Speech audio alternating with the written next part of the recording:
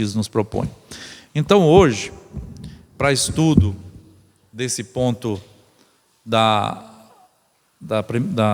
do livro dos Espíritos, é que eu trouxe novamente o início, que segunda-feira o nosso professor Luiz apresentou o estudo do livro dos Espíritos, iniciando-se da primeira questão, onde Allan Kardec pergunta o que é Deus. Porque até a chegada do Espiritismo na Terra, nós compreendíamos Deus exclusivo da nossa fé, do nosso ponto de vista. E até hoje, muitos dos nossos irmãos ainda têm esse pensamento, né? O meu Deus é mais forte, o meu Deus é mais amoroso, o meu Deus é isso, aquilo, outro. E a doutrina espírita, através do esclarecimento e da compreensão das coisas, vem nos alertar que Deus é um patrimônio de todas as criaturas do universo inteiro. Ele é bom para todos, Ele é justo para todos e é caridoso para todos, porque Deus é amor. Só o amor constrói, só o amor cria. Por isso que João, o evangelista, definiu Deus como sendo o próprio amor.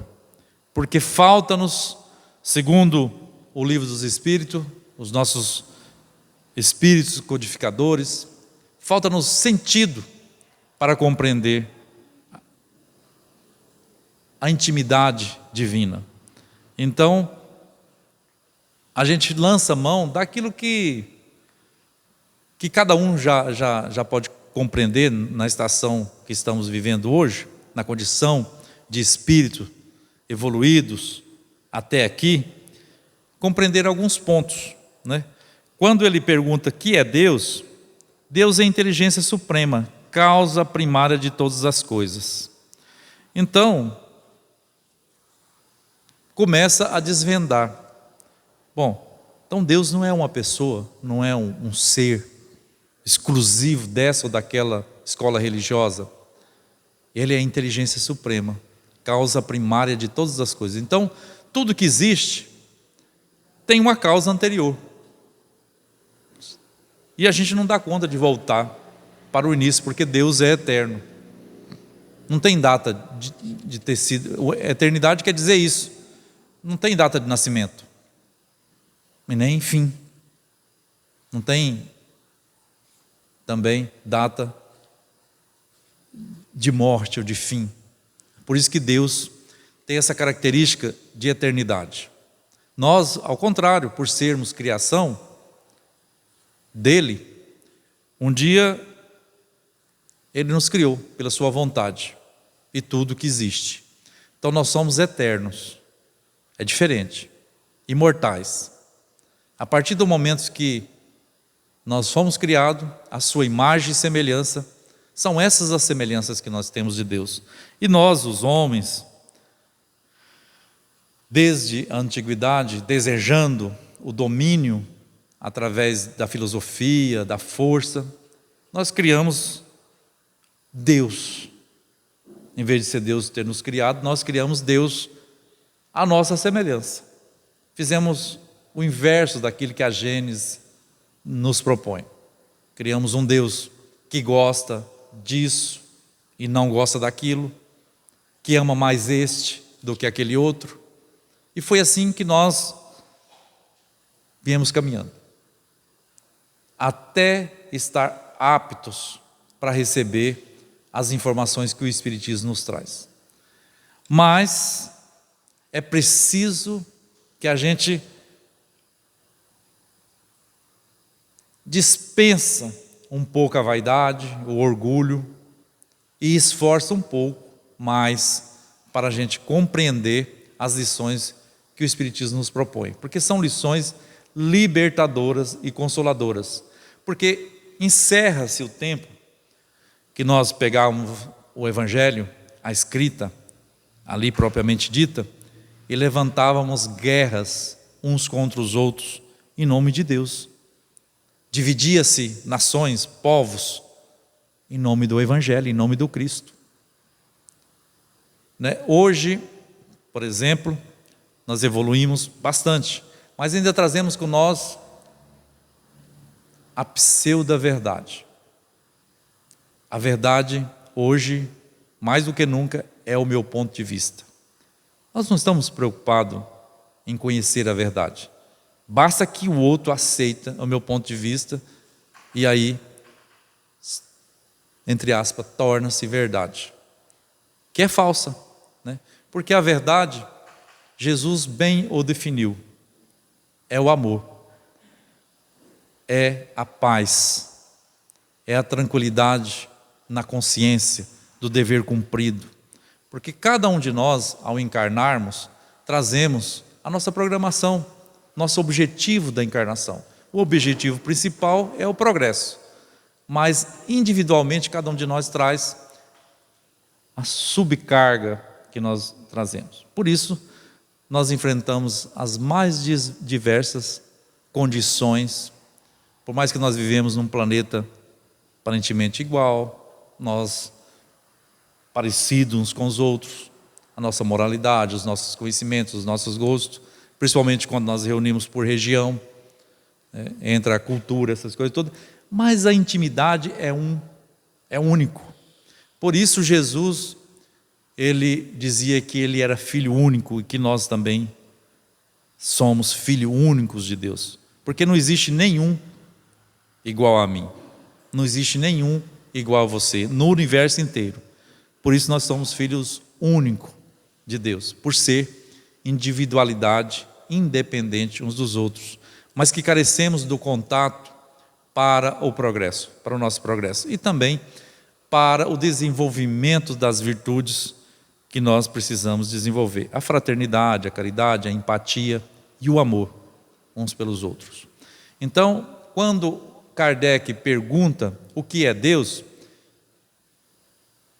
nós já desmistificamos da nossa consciência aquele velhinho sentado num trono, julgando, aquele sábio, né? Julgando que gosta disso ou não gosta daquilo. Nós já sabemos que é algo muito maior do que as criaturas, muito maior do que nós podemos imaginar. Isso não tem problema a gente não ter condições de compreender, porque é impossível para a nossa condição compreender o que é Deus, ver Deus. Nós não devemos preocupar com isso, nós devemos preocupar em sermos cada dia melhor, em investir em nós mesmos, em bondade e em caridade, principalmente para conosco, né? Porque aí, você tendo bondade e caridade para consigo, isso vai transbordar e vai atingir todos os lugares e todas as pessoas que você conviver. Então nós, de mãos agora, mãos dadas com o Consolador que Jesus prometeu, nós temos condições de ir nos libertando, inclusive de nos libertando dos medos que nós trazemos através de nós. Olha, Deus não gosta que você faz isso, se você fizer, você vai ser castigado por Deus. Deus não castiga. Para isso Deus fez suas leis e inscreveu as suas leis em nossas consciências. E ao despertar as nossas consciências, ao contato com a luz, nós vamos sabendo, nós vamos reconhecendo essas leis dentro de nós. Então não precisa Deus ficar, cai uma folha. Tem o tempo dela nascer e o tempo dela morrer, as estações. Então Deus é o provedor de todas as coisas, sabiamente, sem infringir, sem atropelar, sem impor, né? Ao contrário de nós, que gostamos de atropelar, de impor a nossa vontade, o nosso ponto de vista e dizer que isso está certo, né? É assim que tem que ser. E a gente olha para Jesus, o Mestre, né?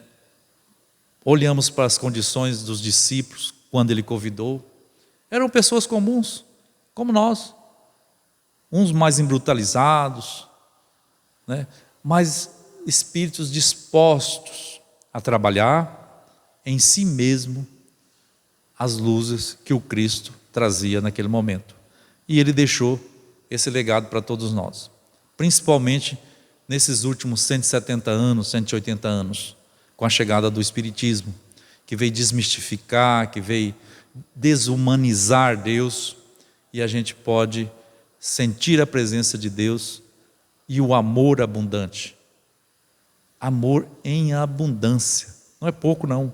É tudo que a gente pode.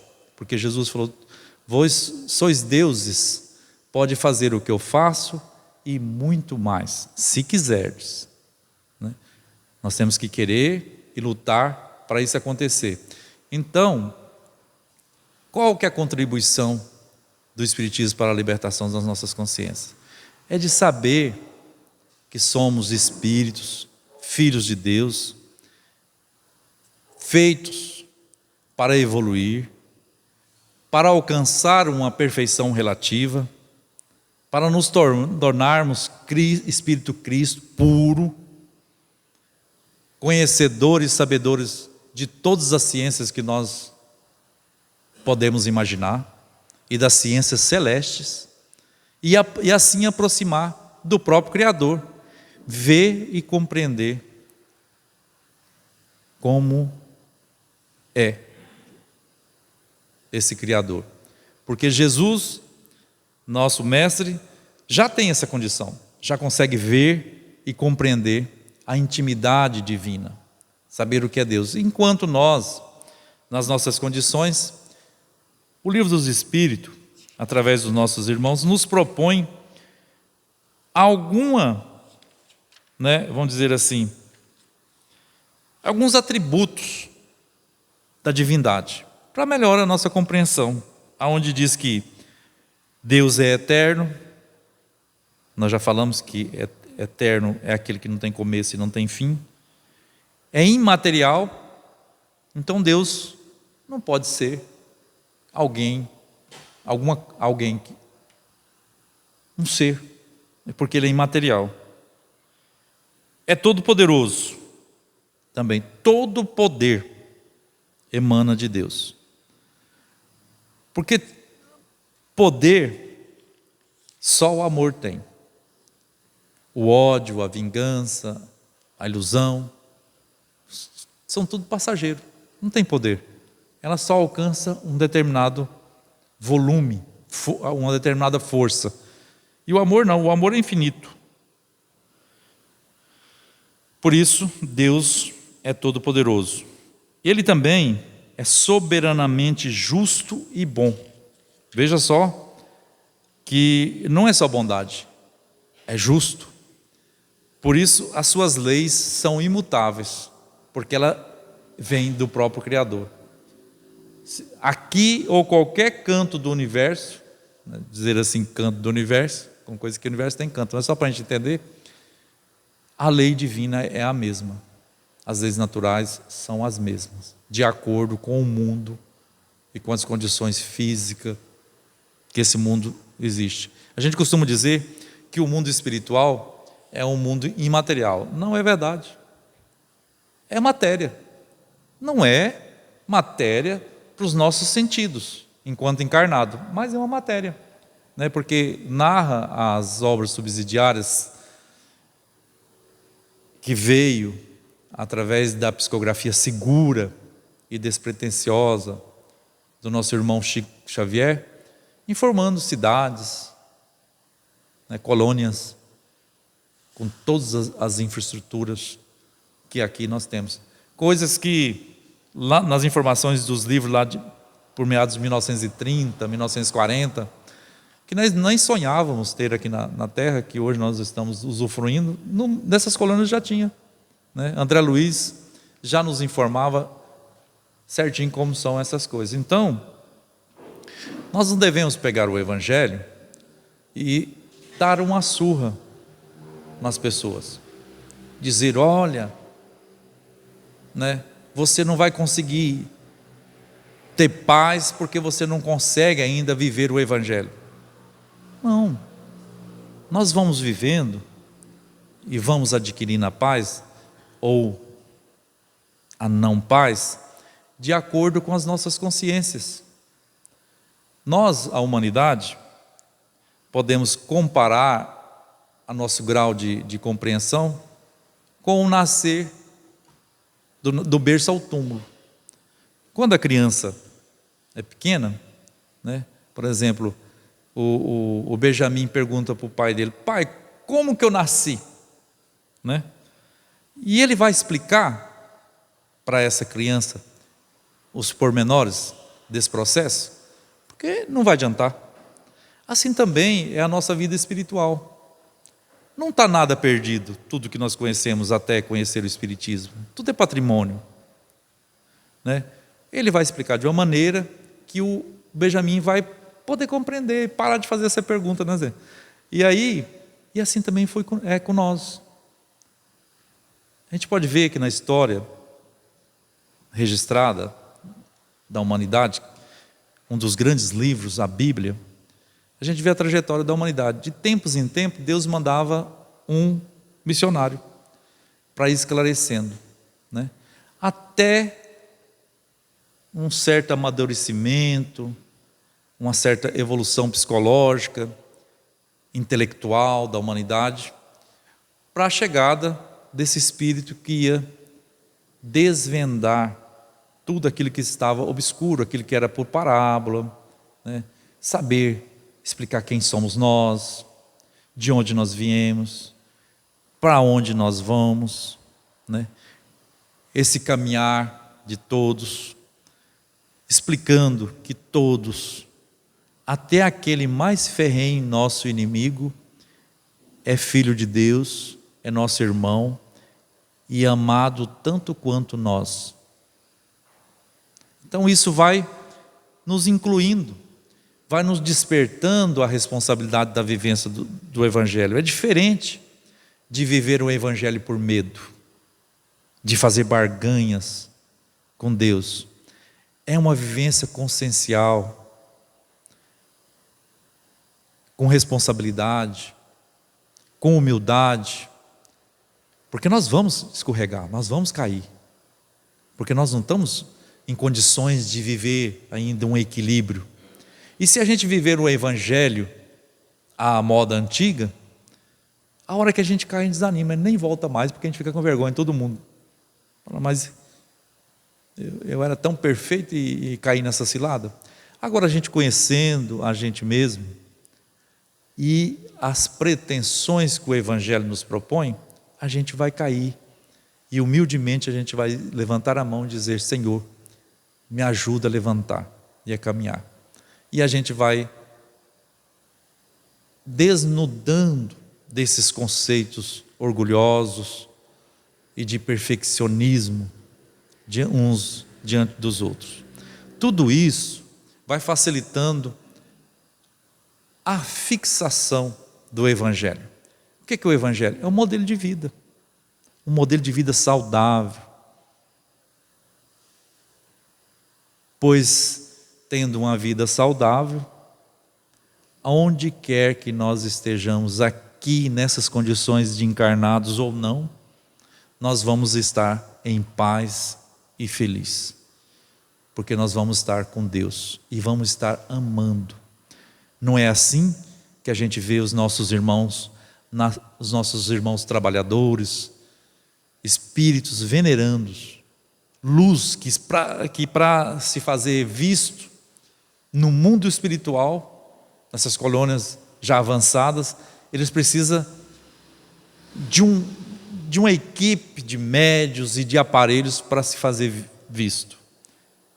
E eles descem nas furnas infernais para trabalhar para o Cristo, para trabalhar em prol de nós, mas principalmente em prol deles também, porque cada serviço de amor que nós desempenhamos é contado no nosso perispírito, no nosso currículo do caminhar. Então a doutrina espírita, ela vem nos trazer uma nova proposta, a proposta do progresso sempre, do caminhar sempre, do reconhecimento da nossa pequenez, mas também da importância que cada um de nós temos no universo. Porque se não fosse assim, Deus não teria nos criado. Deus nos criou à sua imagem e semelhança, porque Ele confia no potencial de cada um de nós, porque é Ele mesmo que está em nós. Basta que a gente tenha essa capacidade de reconhecer Deus em nós e Ele e nós em Deus também.